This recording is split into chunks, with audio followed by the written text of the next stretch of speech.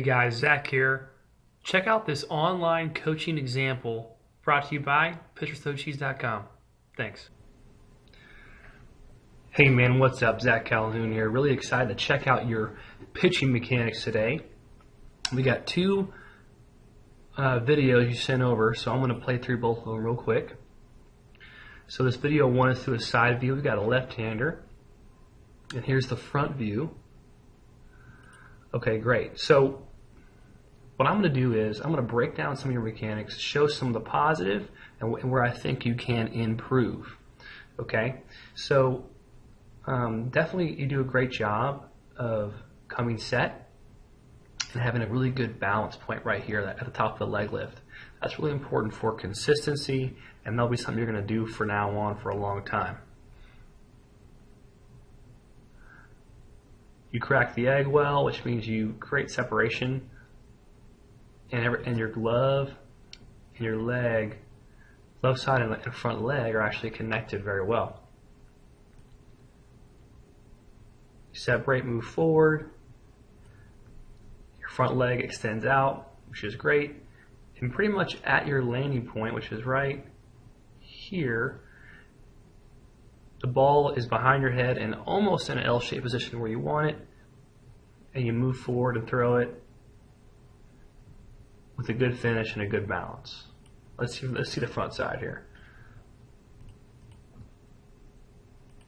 Yeah, same story. Okay.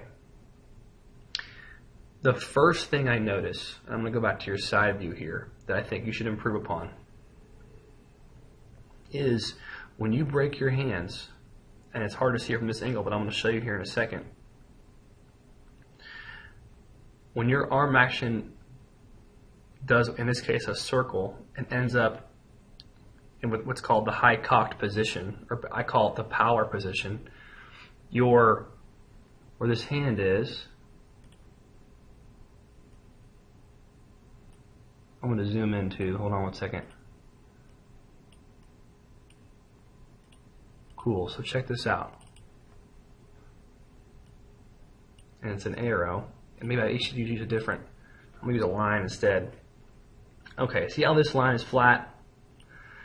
Your shoulder and your elbow right now have a downward angle. What they should have is your elbow should be high when you land, when your foot lands. And right now you can see lots of your elbow below this line. Okay?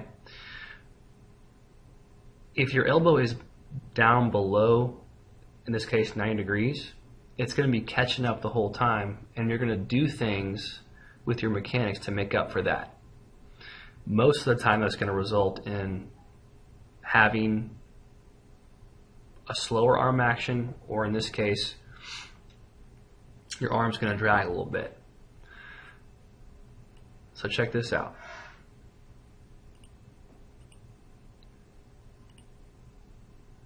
Here's where I think your issue is. Move this off the screen for a second. So like I said before, you break well, you have great balance. Look, you're staying closed really well, which is really important, like having your foot come out, in front of you, your face is over your belly button, which is really important. But check this out. When you break your hands, right here, I want you to pay attention to your back right arm, your left arm, your throwing arm.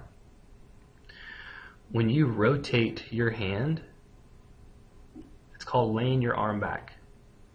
Right there, you lay it back right there. When you do that, you give up lots of leverage. And what I think you got to work on, and being a young pitcher, you got plenty of time to work on it. What you don't want to have is your arm action, your thumb roll over backwards and then come up and throw. Don't roll your thumb over. You want to have an elbow lift that goes up. And then, honestly, if you think about your elbow more than anything else when you throw, it will shorten your arm action. Just lift your elbow as high as you can and then come forward at the last second. What happens is, when I say come forward at the last second, is once your foot lands, your body is going to naturally rotate your arm backwards where it's supposed to be. We'll get into the high cock position, and it's going to do it very quickly. and you're going to feel a lot of tension and a lot of built up leverage and torque in your body, which is good because that torque and leverage goes in the baseball. Some folks say, oh, this is bad for you or whatever. That's not true. Okay, they don't know what they're talking about. The problem with an arm action called an arm circle is just that. You don't want to circle your arm. You want to lift your elbow right here. You want to lift your elbow.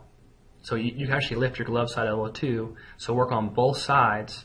When you come upward, when you move forward down the mound, you want to lift with your elbows. What you don't want to do is go long arm action, because what's gonna result in that most likely is going to promote you to lay your thumb back, lay your arm back, and have a dragging arm motion moving through the zone. I don't have to see a radar gun to know that you wish you threw faster. And this is going to help you exponentially. And of course, being a young guy, you're going to have to build more leg strength, right? Build core strength, and now build back and posterior strength on your arm. Having a strong back and delt will help you be able to lift that elbow at the appropriate time. Instead of right now, you're using your shoulder and you're just rolling your hand forward. You're rolling your arm forward. And this is something you have to work on. It's going to take drill work. It's going to take a lot of work, but it's okay. I think it's worth your time. I think you should focus right now on your arm action. And one way you can do that, a drill you can do that is actually getting on 2 knees and throwing on 2 knees, facing your target and doing really short and then backing up a little bit, backing up a little bit, backing up a little bit, just on 2 knees, and work on having a shorter arm action. This arm action will be great for having a better arm whip and more arm speed. That's something you must cultivate at this age. Well, anyways, thank you so much for your time in your video. I hope this was helpful. I hope that you kind of got something out of it. I want you to work on one thing at a time, then come back to me and we'll work on the next thing from there. All right, bro. Talk soon. If you would like your pitching mechanics analyzed, check out the details below this video.